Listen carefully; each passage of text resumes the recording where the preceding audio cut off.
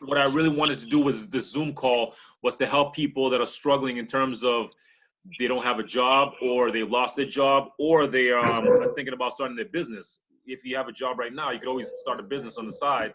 And I wanted to give guidance and information for those people who might be struggling, thinking about starting a business. So I want to kind of give a free Zoom call. You can always, I'm going to be holding every Wednesday for the next 19 Wednesdays in a row. And it'll be kind of really just to kind of grow from there, where we can get more people on here, help people improve their situation in terms of finances, and also in terms of getting ideas on how to start a business properly, and also how to structure it. And if they have a business right now, on how to help them improve, let's say scale, get customers, get clients, improve their product, improve their services, and everything it entails. It comes to running a business or starting a business from scratch. But what I really want to do is really start from scratch, and then we can kind of build on from that every Wednesday. It's going to be 10 o'clock in the morning. And we'll be helping those people that are in the process of starting a business or already started a business. So the first thing is, when you're starting a business, the first thing you want to think about is why you're starting the business. Why you're starting the business. Now, a lot of people start a business for multiple reasons. They can start a business because of money. You know, you want to be a millionaire, you want to be a multi-millionaire. Other people want to start generational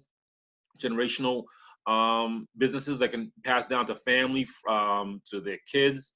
Other people just want to start a business just to make some extra side income. Some people want to start a business because they feel like they have that entrepreneurship. They don't want to work for anybody else. They want to work for themselves. So there's a lot of myriad of reasons that people start their businesses, but the biggest thing is understand why you're starting that business. And if you're taking notes, that's why one number thing I would say is why you're starting that business. The business you're starting is going to be tough, regardless of what kind of business you start. Whether it's a product or service business, it's going to be hard. The only reason that it's going to go through that hardship is your why. So if it's to build generational wealth for your kids, have that as an image of why you're starting that business. Picture that business where you're passing on to your kids because you went through all the hardships. Or if it's because you want to lead by, they call it the carrot or the stick and carrot, which means you're leading by a reward, which means money or a car or a house or, you know, whatever. Use that as inspiration on having that as your why on why you're starting that business, because those are things that will really push you when it comes to a hard time. When you're struggling with, you know, getting a customer or whatever you're struggling with the business, the why will definitely push you through that. But if you don't have a strong enough why, regardless of what kind of business you're trying to start, you won't push through when it comes hard. When it comes to a rocky part, you just easily fizzle out and go back to working for somebody else because you don't have a strong enough why. You don't have something to push you in the back. You don't have the motivation, or you don't have the will behind you to start that business or to continue through that business when it gets hard. All of my businesses I've started, I've failed tremendously. I've failed at almost maybe 6 to 7 businesses, and the reason I failed is because I didn't have a strong enough why. You know, I wanted to make some money. I didn't get the customer. I just moved on. It didn't really faze me because I didn't have a strong enough why. But when I realized my why, I actually was able to start a business from scratch and go through all the hardships. So that's the number one thing, is understand your why. And I definitely write it down. Even if it takes you a day to think about it, take your time and think about why you're starting that business. This is one of the most important parts. Now, once you understand your why, this one comes down to the meat and potatoes of how to start a business. The first thing when you're starting a business is understand that there's rules to the business. There's rules to everything. There's rules to basketball, football, entrepreneurship. There's rules on how to, you know, to almost everything. There's rules. So you have to understand that there's rules on how to run a business and how to start a business. And they're real simple. There's only 3 rules. And these rules pertain to any business or any kind of venture you want to get into. When it comes to business, you have to understand a concept. When it comes to business, no one owes you anything. No one owes you a single thing. No one owes you $1. No one owes you their time. No one owes you anything. So you have to understand that. So everything that you get when it comes to a business, you have to earn it. You have to earn it. You have to understand that, hey, Brian, I see you, Brian. So when you understand that no one owes you anything, and when it comes to business, you actually become smarter. You have to actually become smarter by understanding that if no one owes you anything, you have to earn every single dollar, every single minute that you get from a customer, you earn it. You earn it by trust. And the only way they could trust you is by showing them the willingness to give them as much as possible. So if you're starting a business, you understand that no one owes you anything. That means you have to earn everything. Everything from the customer to their time to their attention. Everything is earned. So when someone buys a commercial and they get a chance for you to see that Coca-Cola commercial, Coca-Cola earned that commercial by paying for it. So they earn that time. They pay for that time. You have to understand that concept. So no one owes you anything when it comes to business. You have to understand that and really put that in concept for whatever business you're trying to start. So first thing, when it comes to number one of the rules for business is you have to, first of all, observe and notice. Now, the reason for this is because you don't want to just start a business out of thin air because you have a feeling, or you have a thought, or you have an idea. No, that's not the way you start a business. Yes, an idea can come out and become a business, but that's not the way you really start a successful business, because this Zoom call is really about how to start a successful, profitable business. There's no point in starting a business when you have 0 customers and zero income. So the whole point is, the first rule is observe and notice. And what are you observing? What you're observing is what people like, what people use, what people purchase, or what people need. So if you're taking notes, I'm just going to repeat that. What you're observing or what you're noticing is what people like, what people use, what people purchase, and what people need. Now, when you're starting a business, you have to understand that these are the things that will help you start a successful business. Because if you start a business and you realize right now in the market that we're in, what people need right now is, let's say, food or home delivery of groceries, because people don't want to leave their house. Or you realize that people need sanitizing products, or sanitizing services. Let's say cleaning their cars, cleaning their houses, fully sanitizing their house or their cars or their workplaces. These are the kind of things that right now that you can notice, that I would notice as a business owner or as a person who wants to potentially start a business. These are things I would notice and realize that these are things that people need right now, or the things that people are using right now is tons of gloves, tons of face masks, tons of sanitizer, tons of Lysol, tons of cleaning products. And these are things that I would be trying to start a business with. You have to understand that your first business is not going to be a sexy business. It's not going to be the best business you could possibly think of in your head. It's going to be, all we're looking for right now is how to start a successful business. So if you observe and notice what people need, what people like, what people use, and what people purchase, now you have a chance to actually start a successful business, because what you could do is just model what other people are selling, or what other people are servicing customers. And just all you have to do is just model that. And you could be successful, especially if that person is successful. You can easily just model that and just become a successful person in that business or that service. So that's the first thing, is observe and notice what people like, what people use, what people purchase, or what people need. The second rule on how to start a successful business is you have to understand that you're a provider. So what you're providing right now, or what are you facilitating right now? Is it a product or is it a service? Simple as that. It's either a product or a service. Now, if you understand that you're a provider, you have to understand, how can I provide the best product or best service to this customer? The easiest thing you could do is become faster or better than the competition. So simple concept here.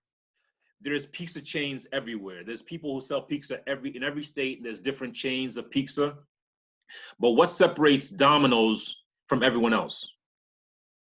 It's simple. What they came up with is a method, or a way to provide the service, which is food or pizza, in 30 minutes or less. That was their calling. That was what they were pushing. They can get you a pizza within 30 minutes or less, regardless of where you live in that location. That was their selling point. So understand, you as a business, you have to find yourself, what is your What are you providing, and how can you facilitate it quicker than the competition? That's the number two rule. Understand you're providing something. You're providing a service. If you are cutting trees or you're cleaning houses, and one business says, listen, we can book you next week on Tuesday, you as a cleaning service should say, listen, we can book you tomorrow, or we can book you today. That's how you improve yourself as a business. Is you have to understand you're facilitating something, either a service or a product. You need to find a way to, find your advantage, find your competitive advantage for everything else in terms of competing with everyone else, because everyone else is trying to get your business. Remember, no one owes you anything, so people will steal your business. The only way you can provide a better and quicker service is understanding your competitive advantage. That could be speed, like I said, could be speed, which means delivering quicker or providing the service as quick as possible. Could be you're smaller, so you're more agile, meaning you don't have to go through boards and to approve things. What you could do is just listen. I'm the business owner. I could provide the service today. Let's get the money today. That's how you can understand the second rule of business: is you're a provider, and you need to facilitate that business or that service as quickly as you can. The third thing is understand what business you're in. People think they're in, let's say, I'm in the real estate business. Well, I'm not really in the real estate business. I'm really in the shelter business. I'm sheltering people. That's the business I'm in. I provide shelter. I provide heat. I provide water. I provide AC. I provide a roof. I provide a floor. I provide a parking space. That's what the business I'm in. I'm in the business. Yes, I'm a real estate investor. Yes, that's my title, and that's what I do. But what's my business? What's the real core of my business? Is I provide shelter. I provide shelter. So you have to understand, what business are you really in? If you are, Uber driver or Lyft driver, no, you're not a driver. What you are is you're providing a transport business. So understand what business you're in, because people get themselves confused in terms of understanding what business they're really in. So if you're providing food, these are the kind of service businesses that you can really grow fast, because people need these things. These are considered pretty much mature businesses. That could be food, that could be shelter, like I do for real estate. And then it could be obviously clothing and wearables. And then also could be transport. These are mature businesses that you could really start quickly if you really want to start a business from zero. So understand that any business you're starting from zero, it's nice to start a brand new business and be an entrepreneur and start a business that no one ever thought of, or computer business or IT business or software business, hardware business, online business. But those businesses, you're competing with everyone in the world.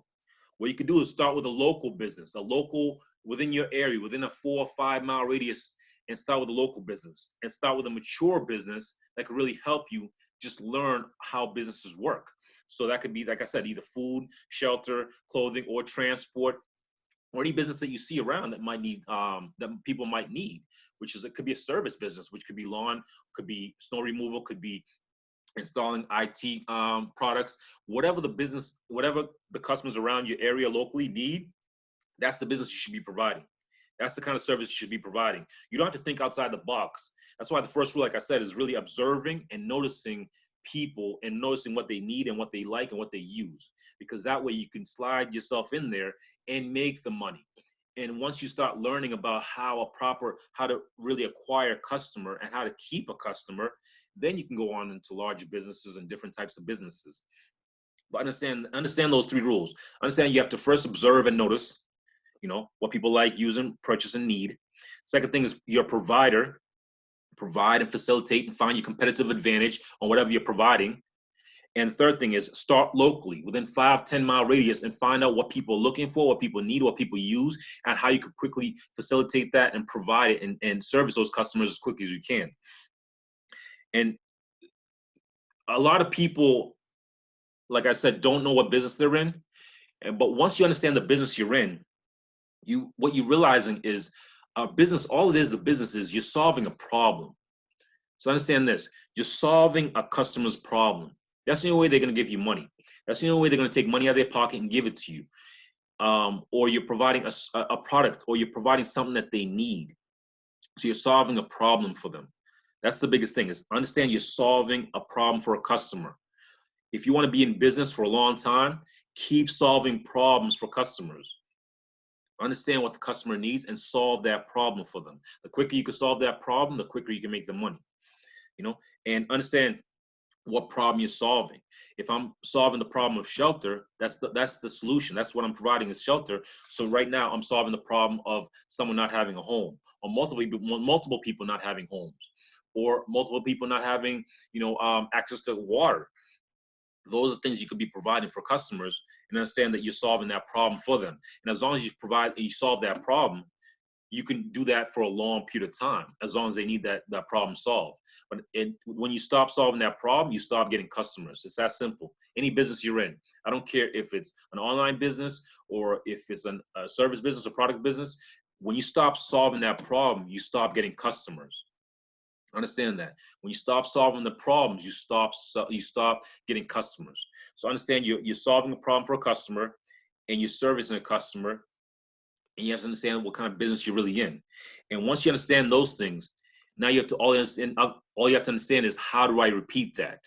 How do I repeat that? If I could solve one problem for one person, how can I repeat that? How can I solve a problem for the second person, third person, fourth person? And that's where we can get into scaling, but we'll get that more into later on. But understand that what you're doing is solving a problem for a customer. Just all it is, find one customer that you can solve a problem for. Understand how did you solve that problem? How quickly did you solve that problem? And what was the reviews when you did solve that problem? Because if you solve the problem for a person and they didn't like you, or you didn't solve the problem correctly or fast enough, you're gonna lose that customer. Not only are you gonna lose that customer, you might lose future customers that the person could refer you to. So understand, so whatever problem you're solving for that customer, solve it to the best of your ability.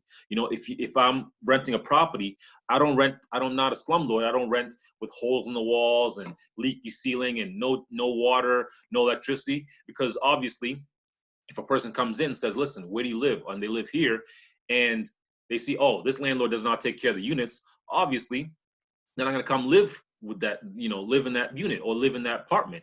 But if I show an apartment that's clean, safe, with a carpet, clean, and the dishwasher, everything is brand new appliances, I'm going to be attracting more people to come in and look at the property. I'm going to be attracting more customers when they come in and say, I'd love to live here. Because now it's just showing a repeatable process of showing one customer, I'm solving their problem. The second customer comes in, I'm solving their problem. And it's repeatable in any business. Understand that. So if you are in any business right now, or you own a business, find out, is it possible to get referrals? Are you solving the problem, well enough to get referrals? Because if you're solving the problem well enough, you shouldn't even have to ask for referrals. This should be automatic, because you're solving that problem so well for that customer. When I started doing seminars and I started teaching people and I started coaching people and consulting with people, I made sure I found out what the problem was in their business, and I solved that problem. And then I started getting another referral. Hey, this person helped me solve this problem in my lawn care business. This person helped me with my personal training business. And from then on, I started getting referrals from businesses, because I was solving that problem so well. If you don't solve the problem well enough for the customer, or for any business you're in, you will not get referrals. You actually lose customers. You'll lose reputation. The one thing you cannot lose is your reputation as a business owner. It will kill your business. You might as well kill that business. If you have bad food in a restaurant, you'll kill your business. If you have bad customer service, your waiters, treat your customers badly, you will lose the customer. You lose multiple customers. So understand that. Understand that you are providing service. You are providing a product, but needs to make sure that you're providing the best in your ability. If you can't do that, don't bother starting the business, or pass it on to somebody else you can refer them to, who can solve that problem well enough for them. That's one of the biggest things. Understand, if you want a repeatable, strong, profitable business, into the millions, is you have to just solve the problem for multiple people, or hundreds of people, thousands of people, millions of people. And that's how you can start building a scalable business that can be profitable for years and years and years.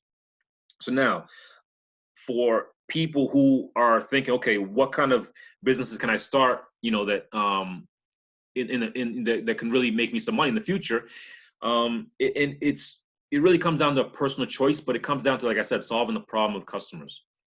So there's future businesses you can always start. You can always start with, you can start in construction. You can start, in technical bit. You can start with technical businesses. You can start with media. You can start with energy. Whatever business you want to start with, healthcare, consumer goods. You can start with service businesses, cleaning, cooking, whatever. But just find that business that works for you locally, solve that problem, and see if it's repeatable. See if you can constantly fix that problem or solve it for every person around your area. And then that's where you can slowly start scaling out further and further out. So yeah, guys, that's what I really want to talk to you guys about in terms of starting a business. Anybody have any questions, please leave a comment or leave a question. I'll try to really answer them as much as I can.